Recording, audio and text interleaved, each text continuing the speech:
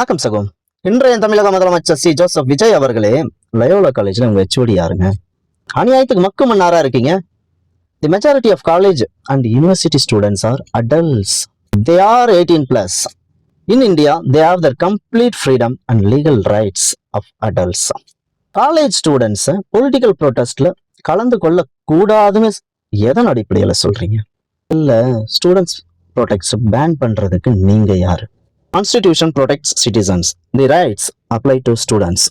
Freedom of speech and expression under Article 19(1)(a) and the rights assemble peacefully and without harm under Article 19(1)(b). Brother, என்ன தேர்தல் பயமா? 2026 தேர்தல் பிரச்சாரத்துல ஒவ்வொரு குடும்பத்திலும் இருக்கிற குழந்தைங்களை மாமா மாமான்னு சொல்லி சொல்லி சொல்லி உசுப்பேத்தி ஓட்டு வாங்குனீங்களே, அது மட்டும் என்ன லீகலா? சரி, இந்த சுற்றறிக்கைகள்லாம் உண்மையிலேயே உங்க கவனத்திற்கு வந்த பிறகுதான் கம்யூனிகேட் ஆச்சா? பின்ன எதற்கு அடுத்த நாளே அதை கேன்சலும் பண்றீங்க?